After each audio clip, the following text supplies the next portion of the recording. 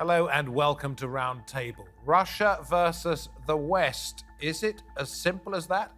With fears of a Russian invasion of Ukraine, the European Union is divided, and the United States is sending mixed signals over what sort of response would deter the Kremlin. Not only is the Western alliance split, Germany's new ruling coalition appears to be floundering as the pacifists hold sway in Berlin.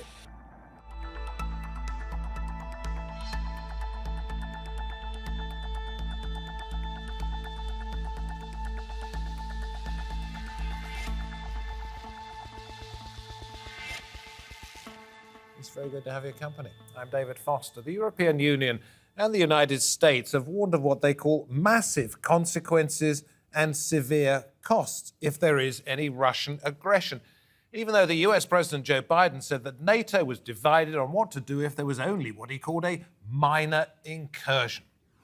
However, the European Union is struggling to determine what these measures are and how they will implement them, as sanctions need the unanimity of 27 EU countries and must be coordinated with the United States and other Western allies. Countries such as the United Kingdom, Spain, Belgium, and the Netherlands have sent military support, while France is pushing for more dialogue in an attempt to defuse the crisis. And European member states such as Germany, Austria, and Hungary are weighing up the cost of potential sanctions to their own economies and interests, with concern about their reliance on gas supplies from Russia.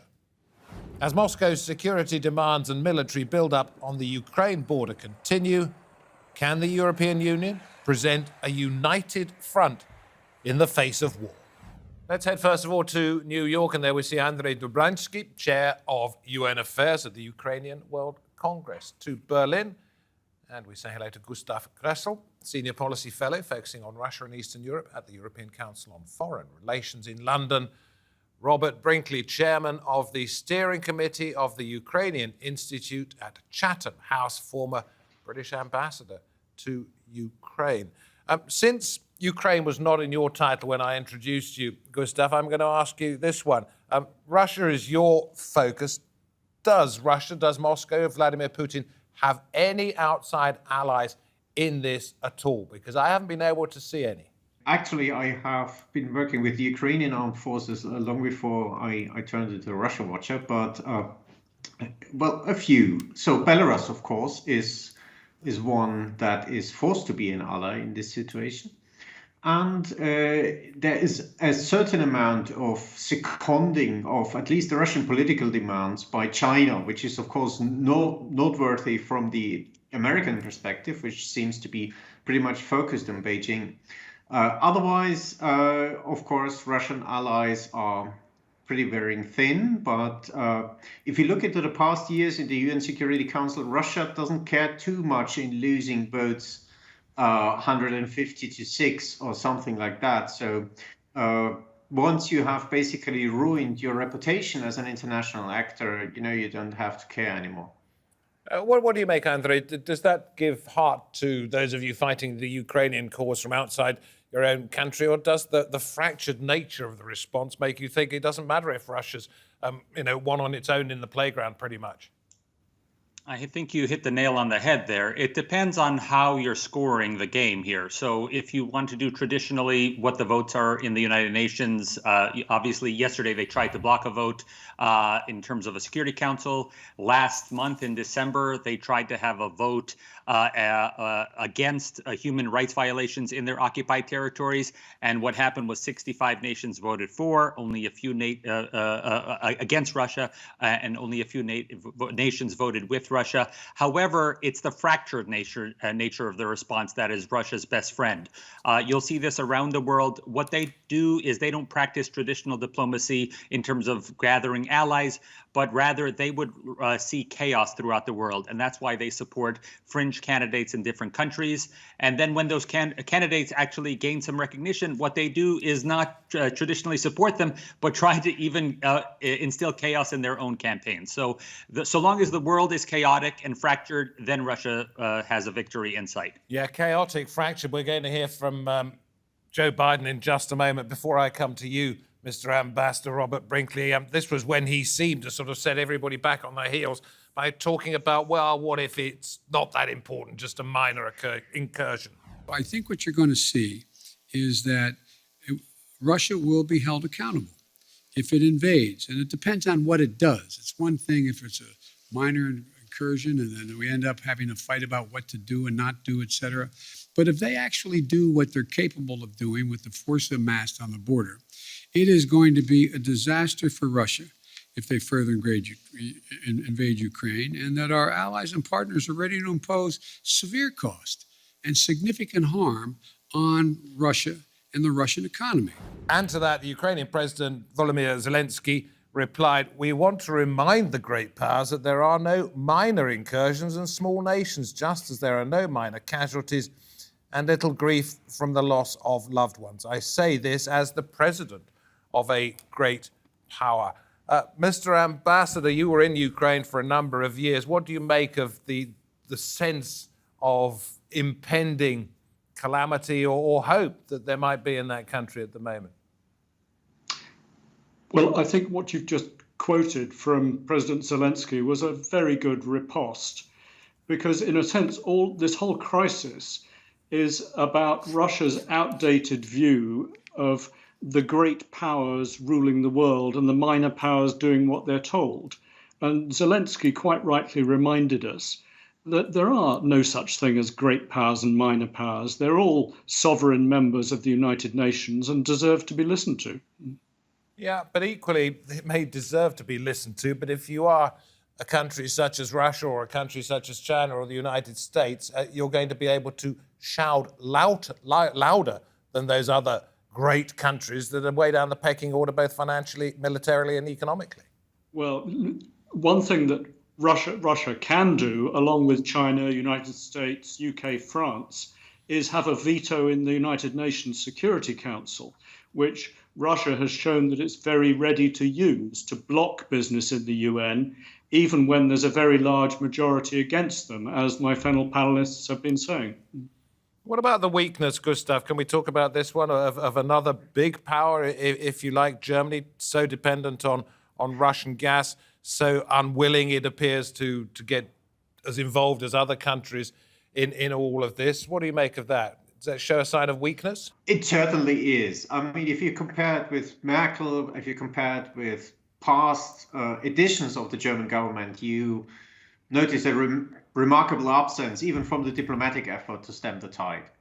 On the other reluctance, I would not so much attribute it to the gas dependence, which is problematic and which is there, and you have strategic corruption that is sort of the fallout product of that. But there are deeper problems with the whole of Germany's foreign policy concept and the perception of society, how international relations are run. They are still stuck in the 1990s. They think transformation, economic modernization is what nations long for. And as long as you give them that or reward them with that, they will basically curtail their geopolitical agenda. And Russia in that way is puzzling them up and down by basically rejecting each and every offer at economic modernization thrown at them for the pursuit of things like prestige, power, greatness, something that Germany or the average Germans think are things of the long past, and actually nobody cares about it today.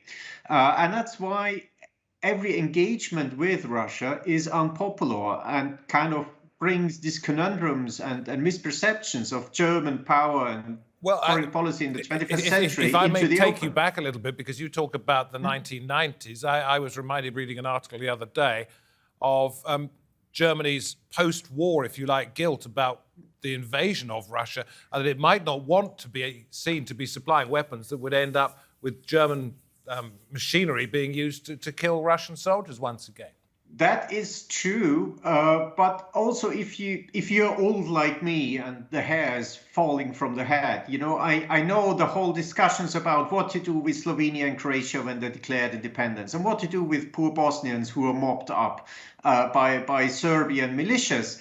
And I can remember those discussions, and they were equally frustrating and slow and out of context with reality than the let's not arm them because any weapon will make war worse discussion that we have now. So these pacifist reflexes are not only related to Russia, they are wider, they go deeper.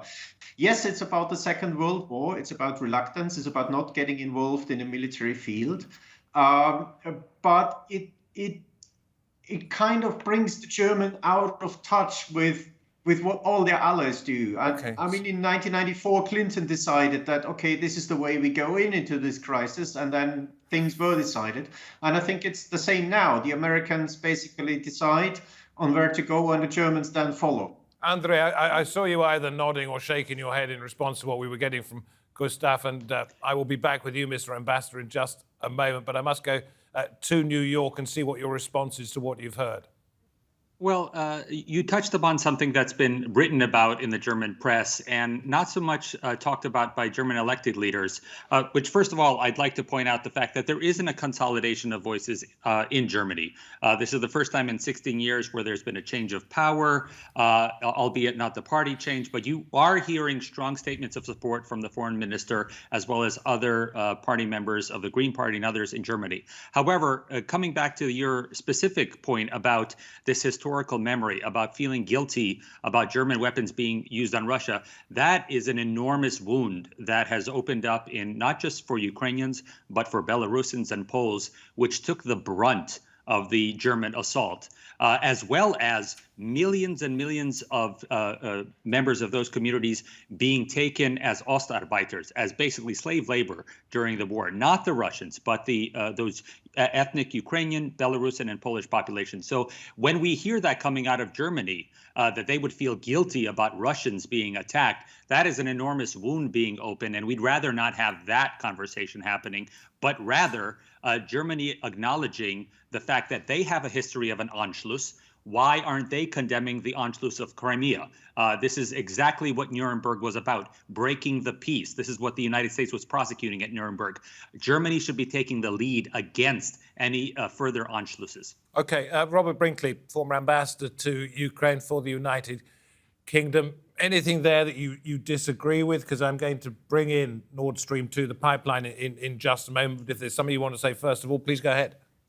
Yeah, I just wanted to reinforce the point that's just been made about the German feeling of guilt towards the Soviet Union in the Second World War, which Russia has rather cleverly transferred into German guilt towards Russia. And as has just been said, in fact, it was Ukrainians and Belarusians and Poles who took the brunt of the onslaught of the Wehrmacht, the Nazi Germany, in 1941, 42, 43. And it's towards them, as much as towards Russia, that Germany should be feeling a responsibility to help. Okay, I said I'd bring in Nord Stream 2, the pipeline that runs underneath the sea from Russia to Germany, yet to be certified. In other words, the physical infrastructure is there, but it doesn't have a license, it hasn't been checked over, and therefore no gas is coming through it. This is seen as perhaps something that Russia could blackmail the European Union with, and vice versa. The Europeans could say to the Russians, unless you don't invade Ukraine, you're not going to have your pipeline. This is from the US Under-Secretary of State for Political Affairs, Victoria Nuland. As I said, we've had extensive consultations at every level with our German allies. I'm not going to get into the specifics here today, but we will work with Germany to ensure that the pipeline does not move forward. So she's saying Germany will have its arm twisted. Mr. Ambassador, is that likely to work in the current circumstances, do you think? Well, unfortunately, Nord Stream 2, like its predecessor Nord Stream 1, like Turk Stream through the Black Sea, have all been a Russian diversionary maneuver to mean that they don't have to send their gas to Western Europe through Ukraine and Poland. And if Russia is able to use Nord Stream 2 to start sending gas that way, they will no longer need to send gas through Ukraine, which will free Russia up from a dependency on Ukraine for selling Russia's gas, free Russia to do its worst to Ukraine. I think that's the main reason why Nord Stream 2 is so dangerous, why the UK has consistently opposed it. And I think it was let me say, if I may interrupt for a second, Germany says it wants it to go ahead. That was certainly Merkel's position. I'm not entirely sure about Scholz and the others at the moment as events move on. But Germany said it wanted it. Others were against it, including the United States. Will the United States, being one of those that didn't want it to happen, be able to say to Germany, you have got to stop this happening? I think the United States can certainly say that. Now, whether the German government agrees is another question, but that's really at the heart of the discussions now about potential sanctions. Okay, Gustav, what do you make of that? Germany having its arm twisted, being told that there are more important things than your own self-interest here? Yeah, of course. I can basically subscribe what my previous speaker has spoken. We have told the previous government that, look, once the pipeline is operational, Russia is free to do whatever it wants. It's not dependent on the existence of a Ukrainian state to make money. And they basically laughed at the situation, said that's never going to happen. You're kind of fantasizing. Well, now the area where you have the most important gas nodes are the staging areas of the First Guards Tank Army, and of course we see the military threat across the border, and of course we see this kind of destabilization that everybody has promised to them happening. So now we have a new government, and the Green Party is more critical. They have always been critical of the pipeline, and you have pressure also from the Commission because Nord Stream 2 was using loopholes and exemptions in the regulatory framework of the EU. So everybody else, for regulatory and legal reason, hates this pipeline in the European Union. And they're basically looking at ways how to now legally and politically handle this toxic asset. The prospects of sanctions have been made. Here, the German government made a commitment. But whether and if it should be certified as such is a further deliberation that the current government will have to make a decision on. If, Andrij, and this can apply to all of you, if there is conflict, if Russian troops do come across the border, if millions of Ukrainians decide that they'd rather get out and there's only one way out, and that is by marching across the middle of Europe, the number of refugees that are going to be coming into countries where popular opinion is not necessarily in favour of a big influx is going to be pretty enormous, isn't it? And the pressure resulting from that. That's one of the things that's being lost in this debate. It's being framed by Russia as a NATO encroachment issue about Russian historical memory. But the major problem, as you pointed out, is going to be the humanitarian crisis. Within Ukraine, they estimate 3 to 5 million refugees if an open attack were to start. Some outside observers think that could be close to 10 million. But in addition to the human refugees, which need to be housed, which need to be, provided for, food, etc., you're also talking about possibly an air campaign that would damage the grain fields of Ukraine. There are countries, especially around the equator, that rely on Ukraine's grains in a majority sense. I know Lebanon, for one, gets 70% of its wheat production out of Ukraine. There are countries in South Asia that desperately rely on this. And in these times of supply chain issues, if you were to drastically reduce the production of food in a key country like this, we're talking about this spiraling out of control, not just as a European land war, but now as a global problem. Okay, Robert Brinkley, I'm going to bring in, since it was mentioned there by Andrij, the issue of NATO. This is Sergei Lavrov, Russian foreign minister. Нет. А главным вопросом, я напомню, является The main issue is our clear position on the inadmissibility of the further expansion of NATO to the east and the deployment of strike weapons that could threaten the territory of the Russian Federation. This position did not come out of nowhere. Now, the point he's making there is that if NATO expands, and it has already promised Ukraine eventual membership of NATO, if it expands, then this problem will either not go away in the short term or the long term. What do you make of the Russian position on trying to sort of barter, if you like, with Europe? We won't invade Ukraine as long as you take back your troops, your threats, your promises, etc., etc. Well, I think what Russia seems to be trying to do at the moment is operate on two levels. One is to get Ukraine back into its sphere of influence, and the other is to push back against the increased influence of NATO over the last 30 years. So they're operating both at the wider European level and at the Ukraine level. But the demands they've made of NATO are absolute non-starters, quite ridiculous. The idea that NATO should wind itself back to where it was in 1997, and that countries which freely decided they wanted to join the NATO alliance for their security should no longer be members. But you've been tweaking the bear's nose, though, by doing so, surely.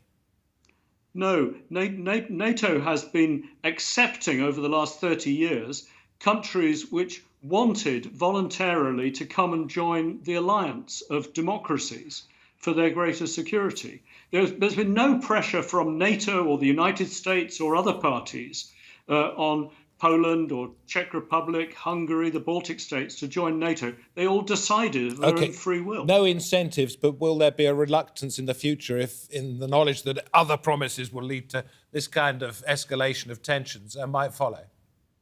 Well, I would say that NATO made that commitment in 2008 that Ukraine and Georgia will become members of the alliance, but it didn't say when.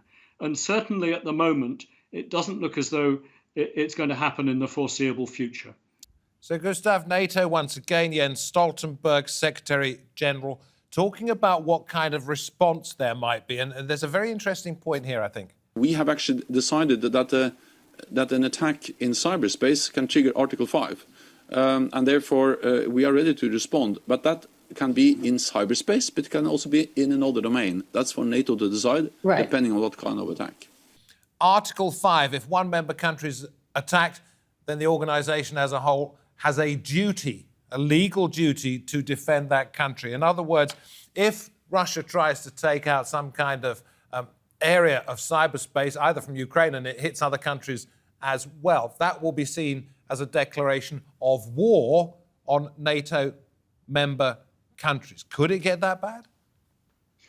Well, that depends very much on the attack. I mean, you have in the American Nuclear Posture Review also the statement that an attack, a cyber attack on the command and control system of America's nuclear weapons might trigger a nuclear response. So, you flag to the other party that there are limits on where to attack to not to destabilize international security.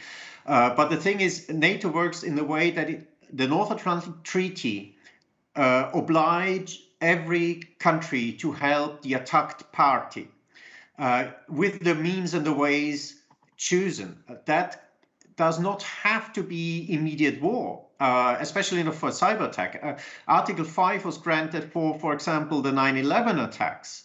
Actually, war was not the immediate result. This was long before the campaign in Afghanistan. This was about assisting American airspace security, providing AWACS aircraft to care for black holes in the radar coverage of American airspace, etc. So support measures that I would not describe as war as such. The same is there for cyber attack. Cyber attack is there for showing solidarity, depending on the grade. If the cyber attack is clearly seen as a preparation for military escalation, then defensive military measures will have to be taken. If the cyber attack is against another target or with another intention or with another presumed intention, other measures of solidarity might follow.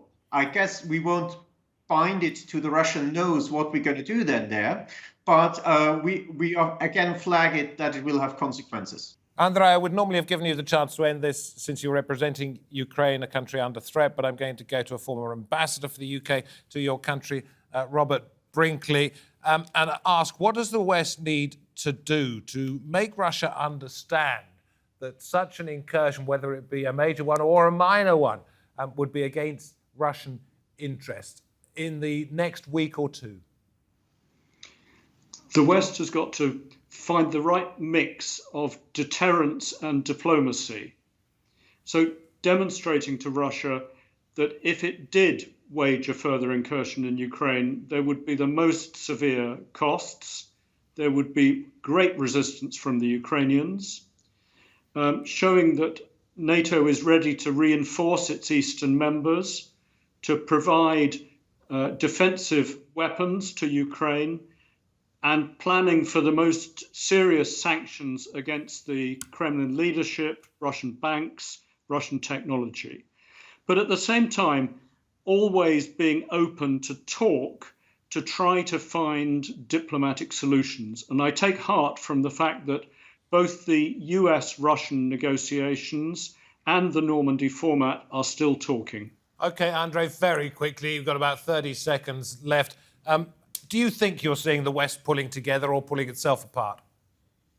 What we saw at NATO when they spoke across from the Russians was a united front, and not only telling Russia that they will not accede to their ridiculous demands, but pushing back on Russia finally and saying that Russia, it's time for you to take your soldiers out of Ukraine, out of Georgia from 2008, and even out of Moldova, where they've been for over 2 decades. So that is a positive sign going forward. Thank you. Thank you very much indeed. Out of New York, out of Berlin, and from the UK, but all experts in events in Eastern Europe as they stand at the moment. We thank you for being on this edition of Roundtable. We say thank you to you, wherever you happen to be watching our programme, and we hope to have your company next time. Until then, from me, David Foster, and the Roundtable team, goodbye.